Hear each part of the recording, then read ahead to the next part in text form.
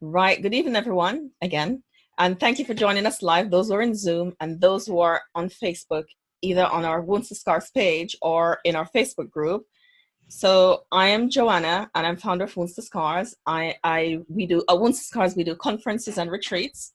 Our spring retreat is full. Yay. So thought I'd let you know that.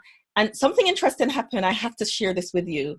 There are people, how sometimes we wait until the last minute to do things. Sometimes we take a while to make a decision. Mm-hmm. Well, we're full and there are people trying to get in. Now, for the conference, don't let that be you. If you're thinking about maybe signing up for the conference, we only have a limited number of space. We're doing it on Zoom like this, but it's not unlimited. Sign up. Don't take too long to make the decision and you get left out. Okay. I thought that was really interesting yesterday when I was going, oh no, there's no more. So today I'm talking to an amazing lady, and I'm so glad she's giving us her time, spending time with us. She's got a really pretty name, y'all. Let me try and pronounce it. It's Tamaya Monique. Did I get it right? Yep.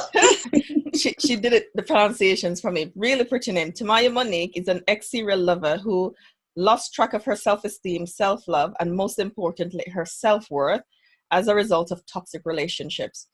And you know how we like to talk about the impact of childhood trauma on relationships? Tonight, we're going to dig a little bit into that.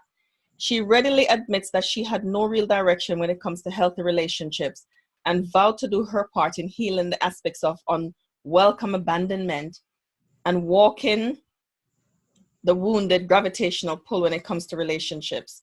Tamaya Monique teaches sisters the importance of self-love and self-worth in a healthy relationship instead of serial loving others and reaping no reward. She says, I teach women how to serial love themselves and reap all the benefits, allowing those around them to bask in the overflow. Sounds good, isn't it? So how did you, I read your book, Tamaya Monique, as I was saying this morning, just now. I read it this afternoon. I kept wanting to know what happened next and what happened next and what happened next. And so book number 3. That's book number 3. Yeah, I couldn't put it down. I wanted to know what happened.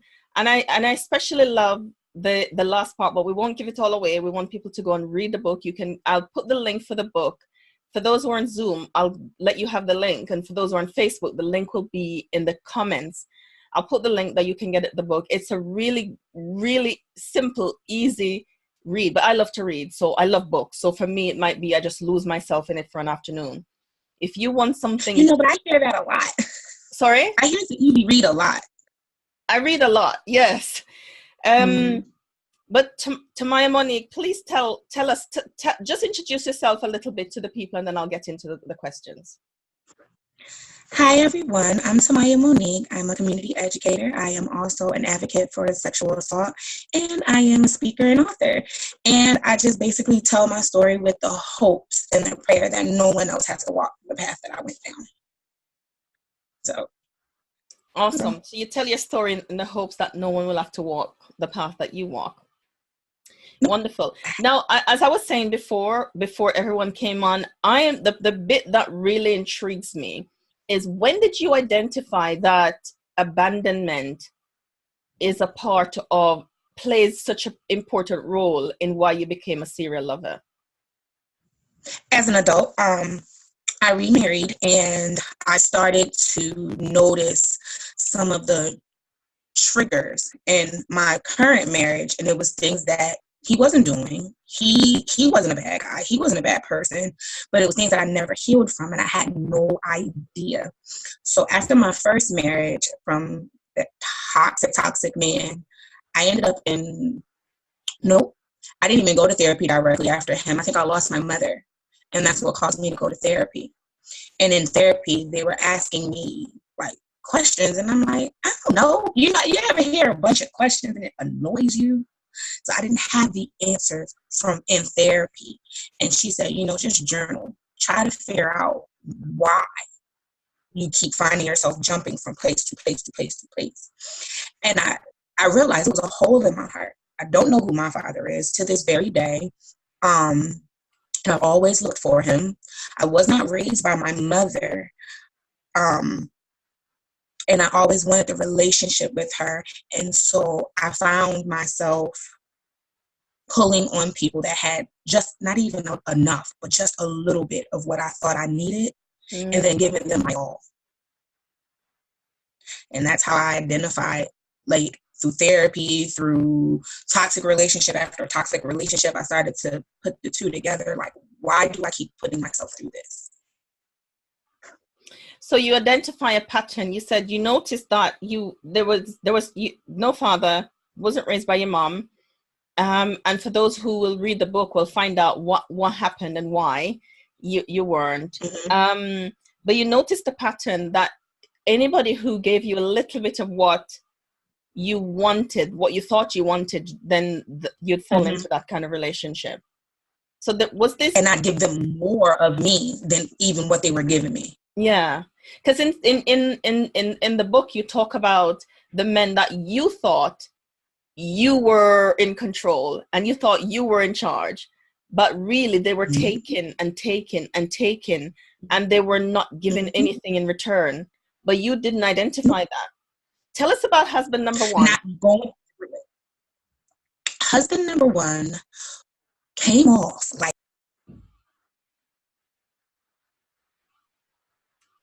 Your sound is gone. yeah, someone just called. Okay. He was everything I ever wanted. He opened doors. He carried bags. I didn't have to cook, clean, nothing. He was like the man. And then one day, now there were red flags in between it. Like he had a laptop, and then someone's Facebook information showed up. You know, when we don't log off, someone's Facebook information showed up. And so there were red flags, but I completely ignored them. I completely ignored them all because I was 28. I had no children. I was never married. And I made up in my mind that by 30, I want to have kids and be married. And this guy came along and he was showing me the surface, just the complete surface. Mm-hmm. So he told me he had never been married, never had any children. Okay. And then I found out that he was at least married once, and he divorced her and we remarried. Then I found out that he had kids, actually. So he was married to you while he was married to this other lady. Mm-hmm. He was married to two other. Three of us were married to him at the same time. Right. 2 were in the state of Maryland and 1 was in Florida.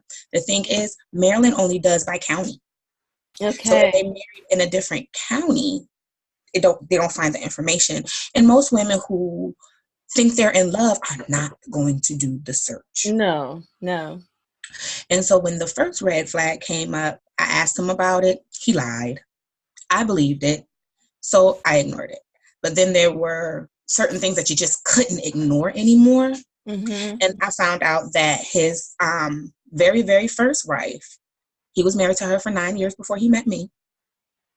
He ran away from her, didn't want to stay committed to her, and then started just gallivanting around. She basically told me how he was.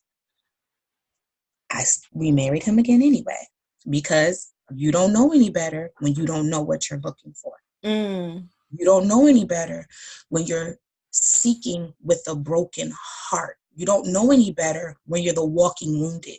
You don't. So I listened to all the things he said. I had nobody giving me sound advice. So I listened to what he said and I remarried him. Then I found out some other girl he was married to. He invited a young lady into my home because I remarried him, because I showed him that I will take this, that this is okay. Yeah. I found out about another young lady, so I left, but we were on the same lease. He invited another young lady, so by then it was like 5 of us. He invited another young lady into my home. That's when we divorced, because I found her stuff. He tried to hide her because he was trying to get me back. Yeah. And I found her stuff and I contacted her. I explained to her, if he does not give you my phone number, then you will never get your stuff back.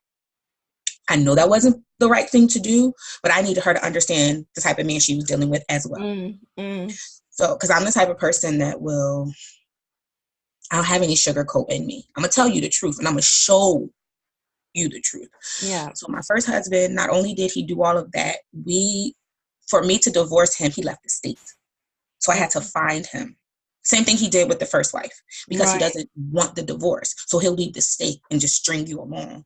Mm-hmm. So he left the state, and I had to find him, but I only found him because another girl he was getting ready to marry, her sister found me on Facebook. And at the time I had his last name. And the message said, are you his sister or something? Because he's saying that y'all aren't married, that you're his sister.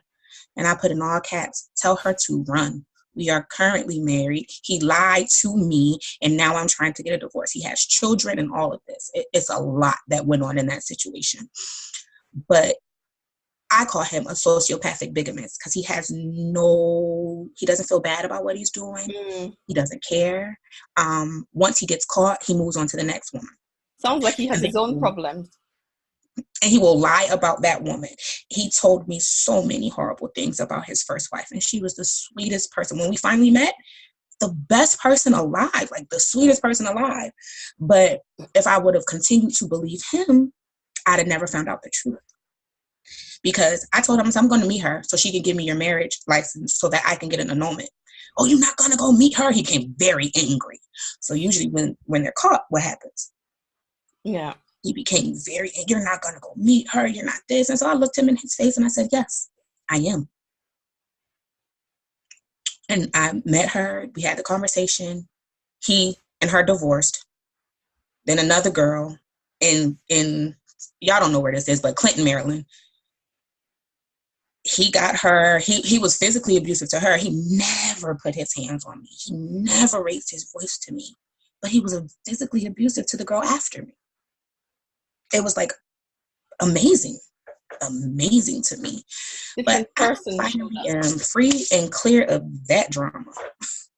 So let me just ask Tamaya Monique, because when you read the book, there were other relationships, not just the husband, not like him, but it's the same similar kind of relationship, similar pattern, let's just say. So when I first got my heart broken, period, that by my first love, I told myself that I don't believe in love. I don't believe in relationships, and I'm just going to be out here getting my needs met how I choose to, and then leaving you in the dust. Didn't work very well. So you thought you were in control, weren't you? Because you hadn't yet tapped into the impact of abandonment.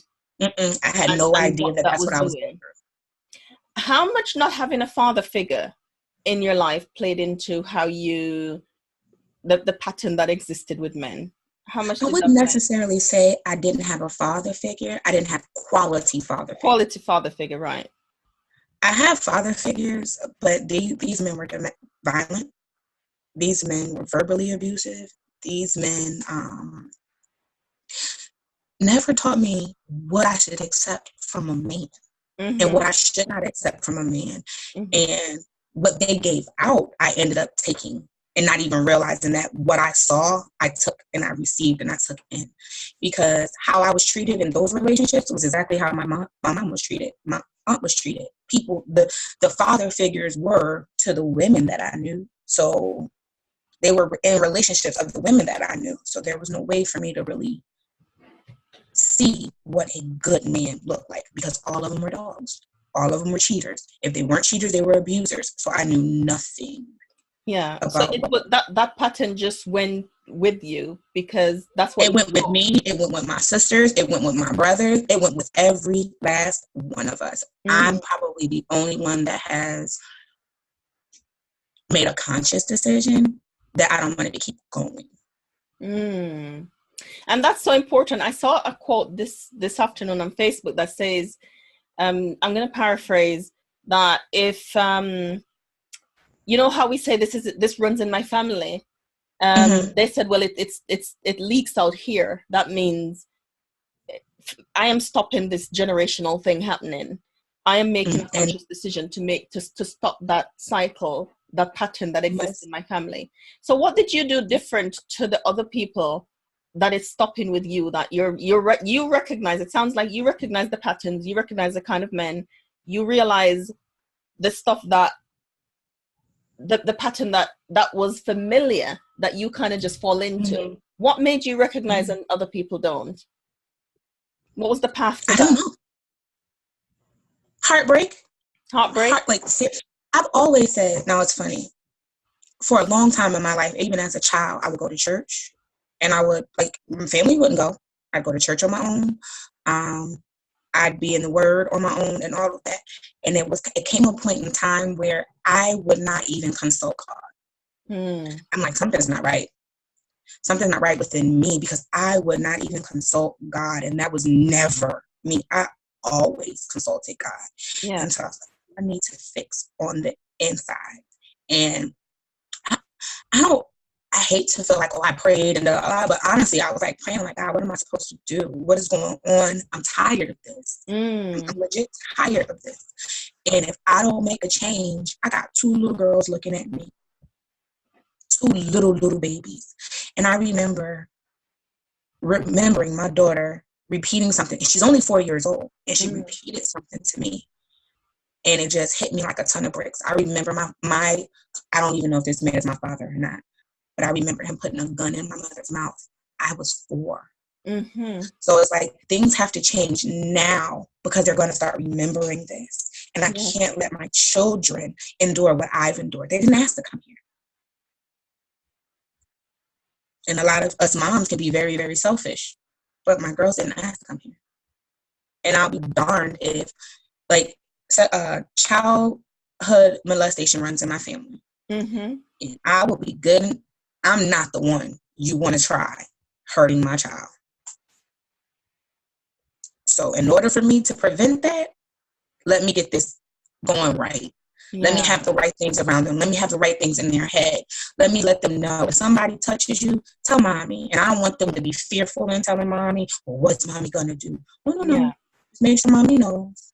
And I teach them, this is your area. I don't even bathe my 4-year-old down there anymore, because she's old enough to bathe herself. Yeah. And a lot of people don't recognize that. So I'm just very open with my daughters. I'm very... So what did you do? Because you got tired, you recognized that there was something that needs to change. You saw your children and know that I was 4 when I remembered certain things, and I don't want them the same thing. So I'm changing everything. So what path did you take? What steps did you take? First, I went back to God. I had to go back to who it started with, which was me and God. I know my mom had me and all that, but it started with me and God. I went back to Him. I joined support groups. I started advocating for myself, and I finally told the truth. I finally told the truth about what happened to me, and I lost family. You lost family? Because and I had to be okay with that, because everybody's not ready to move the way that you're ready to move. No, that's right. And you got to be okay with maybe not talking to them for a little while. Doesn't mean it's probably going to be forever. I hope not. But I can't keep, if the generational curse happened in generations, and generations are not acknowledging it, and me telling the truth and you're calling me a liar, I have to separate myself. And so that was another thing I had to do. I had to get around like-minded people and remove myself from non-like-minded people who felt like I was doing too much. And I had to get as much knowledge as I could. So I started joining organizations and programs and going to webinars and just all the information I could. But you can get all the information you want. If you don't find someone to teach you how to deal with this stuff and how to overcome this stuff, I will always tell you, I'm not a therapist, but I can work with you through the self-esteem, through the self-worth. And in the process of that, I will always recommend therapy, because I've been in therapy almost my whole life, and it hadn't worked until I made the conscious decision that it's gotta work. I gotta get better. So many important things that you're saying that I really want people to hear. So I'm just going to summarize them, because I think it's so important. I asked, what path did you take? You said, I went back to God. I went back to where it started. I told my truth. You lost some family because you told the truth. And sometimes, unfortunately, it might work like that, because people want to tell you how to remember your own story. You said, and a lot of times your story hurts them. And they don't want that. You join support groups, you listen to webinars and seminars, kind of like this, those who are listening now. seminars and programs, but you said you need somebody to help you. I'm going to paraphrase, integrate it, make it work in your life, make you understand, because these things, especially when we're talking about generational cycles and generational patterns and behaviors and change, it's not something that we can do on our own. You know, you need help to be able to do it. That's why. And don't expect the people closest to you. I'm sorry. Say that again. I was saying, don't expect the people. I was saying, do not expect the people that are closest to you to be that person. You may have to create your whole new support system from complete strangers, people who've walked the walk that you've walked.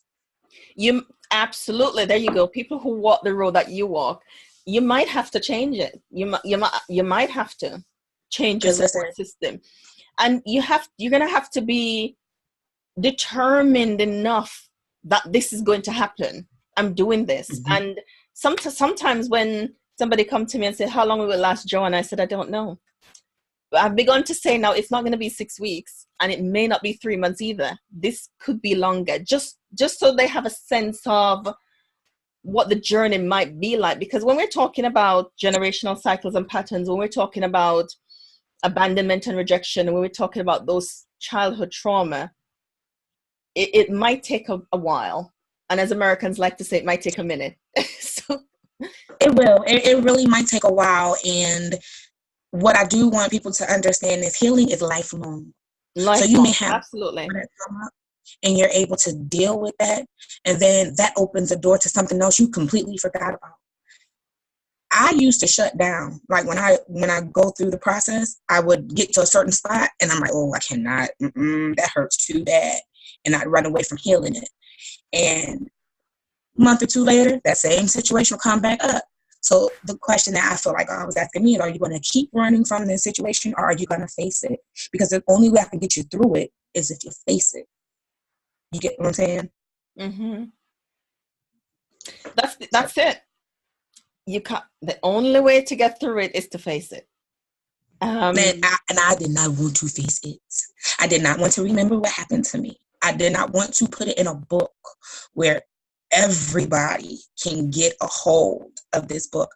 When I say everybody, when you read the book, so you know some of those people are very close, and they can get that book at any given time. Yeah, I don't have any I don't have any control over them. They can go on Lulu, type in my name, and get that book at any given time.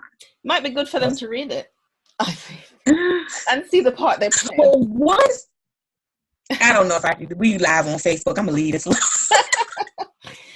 Let's talk about in the time that we have left. Let's talk about self-love and that journey and how you did that part. How did you make your way to loving yourself? I'm still doing that part. Someone told me people treat you the way you teach them to treat you. Yes. And how do you teach people how to treat you? Based off how you treat yourself. And that, it did not hit. I'm like, I'm just talking, whatever. And then I started working that thing. Started treating myself better. If I want a pedicure, I may not be able to get it today, but I'm going to put that on my I want list. You get what I'm saying? And instead of giving up that $20 for my pedicure to someone that really doesn't deserve it, my $20 are going to my little savings account for me to go get my pedicure when I get the chance. I started saying no a lot more. Started saying no a lot more. She said, don't you know that no's a complete sentence? And I said, huh? Because I'll always say no, but I'll try, or no, and then have a full-on explanation. And she says, no's a complete sentence. If someone asks you for something and you don't want to do it, you can't do it, for whatever reason, you can say no. But people don't receive no well. I was one of those people who could not receive no well, so I wouldn't tell people no. And that's doing a disservice to yourself. How many of us have been dog tired and someone calls us like, you busy? You're like, no, can you come and do such and such for me? And you get up and you go do that thing, even though you're dog tired, and that person shows you no gratitude, no appreciation, no nothing. I'm here to tell you that that's on you. that is your fault. Yeah. Because you knew you were dog tired. You knew that regardless of everything, you needed to rest. But you put somebody above you. And it wasn't a child. It wasn't someone that couldn't do for themselves. Usually it's an adult. For me, I would always put men's feelings above mine. I would always do whatever it took to get him to care about me and to show me that he cared. It never worked. So as you said, that's a lifelong journey. We're always going to be on that journey of self-discovery. You know, I like to say healing is self-discovery, because we're always going to be discovering more and more about ourselves when we give ourselves a chance to heal. I can see somebody have a question. Please, if you have any, put the question in the chat. Somebody says, I feel like I'm at the point where I'm sick and tired of some kind of relationships. I've been working on myself and having therapy, but how do I start to attract different and better people? I know I deserve better. Yes, you do. What can this person do? They want to attract different people. They've been working on themselves. What can they do? You got to continue to work on yourself. And then on top of continuing to work on yourself, know your boundaries. Because Steve Harvey says it best, and I don't really like to quote him, but he does say it best. You are treated how you are, what you accept. So if you're ignoring red flags, then they're going to continue to give you those red flags. If, for example, give you an example of a toxic relationship. Not necessarily that he's violent, but he tells you how to spend your money, or he gives you an allowance and it's not enough and he doesn't want you to work. Mm-hmm. How is that? But you need money and you want to work, and he's telling you you can't work. What do you do there? You stay or you leave. And the hardest thing to do is to make a decision that you're not ready for. So whoever that asked that question, I would ask you to evaluate yourself. Are you really ready for another relationship? Or do you want it because you want to fill a void? And then is it filling a void? That's really, really good. Is it filling a void? Why do you need a relationship? Mm-hmm. And then what kind of relationship are you looking for? And then are you putting yourself in the same circles looking for something different? Or are you putting yourself in different circles looking for the same thing? Wow. You know what I'm saying? You got to change all of it. All of it. How you walk, how you talk, how you think, because it attracts people, especially if you're operating from a broken heart. That broken heart is attracted. I was sexually abused throughout my life, and that was like a scarlet letter on my sleeve. And the shame that I walked in and all of that, it was like a scarlet letter, and it drew predators to me. It drew toxic men to me. It just drew them to me. And it was not, I didn't feel like I was doing anything wrong. I thought that I was legit being me, but I was operating out of a broken place. So for example, if I'm called out of my name for the first time and he says, I'm sorry. Oh, okay. He was just testing the water to see if I would accept him to call me out of my name. Maybe next time he'll punch me in my face. You get what I'm saying? Yeah. It's all about what you accept. If you keep accepting things that you know full well you do not tolerate, don't deserve, and you keep accepting it from the person, I'm not saying don't forgive, but I am saying don't forgive and be stupid. Don't forgive and allow this person to keep doing the same thing to you over and over and over again because they said sorry. Mm-hmm. That's not okay. No. Hold them accountable. Another young lady told me sometimes you have to raise in a relationship. Now, if that's your boyfriend, don't do it. In my opinion, I don't think you should have to raise a boyfriend. No, don't raise a boyfriend. It's their mother's job. But a husband, I think it would be worth doing the work for because you married that person. You married already. You want a relationship with that person. So some things, like for my husband, there's some things in life that I wasn't taught. And I do things not so, I wouldn't say the wrong way, but without a lot of coof. And he teaches me same way. I used to be loud and he'd be like, hey, you loud. And I take offense to that because that's who I am. And if you can't accept who I am, but that's not the case, he's teaching me how to grow and elevate, you know. So you don't want to be in a relationship with somebody that is not trying to help you grow. Now, am I a relationship expert? No. I'm an expert on Tamaya Monique and what Tamaya Monique went through and what worked for Tamaya Monique. And I will say that in a healthy relationship, it's give and take. And if you're feeling like you're giving more and they are taking more, stop. Then you have to choose you now. That is sounded, but I mean, I hear you say some things, and I hope that the person who asked the question, please let us know if you have a follow-up question or if you feel like we addressed your question. Are you operating out of a broken place? You said sometimes the kind of relationship patterns that we enter in is because we're operating out of a broken place. And as you said, the toxic people, they can sense that and they test it, but we don't know that they're testing it. And so we go along with it and, you know, carry on. And you said change your circle, because you can't be operating in a same circle hoping to attract different kind of people. You're just going to attract the same kind of people because it's the same pot that everybody is in. So change your circle. And, you know, have some boundaries. That's what I hear as well. So really good. Thank you. She said that they said you hit the nail on the head. Thank you. Thank you for that, Tamaya Monique. Thank you. I'm glad. Yeah, you definitely should read the book, because, you know, she goes into more detail in the book, and you will see the progression and the growth and what happens. And I know, you know, you will learn something. I have learned something from reading the book. So I'm going to encourage you all to get the book as well. And it will come on your phone, you know, so you don't have to wait for the physical book to arrive. When you click the link, you have it straight away and you can start reading. Right. So there's the path to, we talked about the path to self-love, and you said you spoke to God, you told the truth, you changed your circle, you support the webinars, the therapy, the everything else. We're going to wrap up to Tamaya Monique, but what advice would you give to somebody who perhaps, as this person asked the question, or recognize themselves in a certain pattern when it comes onto romantic relationships, but they kind of don't know how to break out of the pattern? What is something that you have learned that you think might be of benefit to them?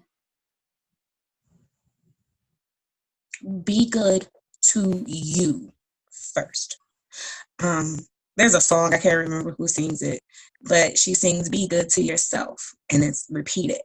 And I think that I took that song and I ran with that song, because I had to get things. I had to download things to take away all the negative talk and put in positive talk. So I have an app on my phone and all of that. So the message that I would send is do whatever it takes to be good to you first.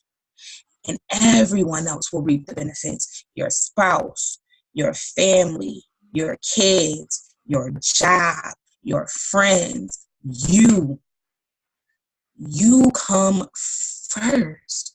If you've ever traveled, the first thing they tell you on the airplane is to put the mask on.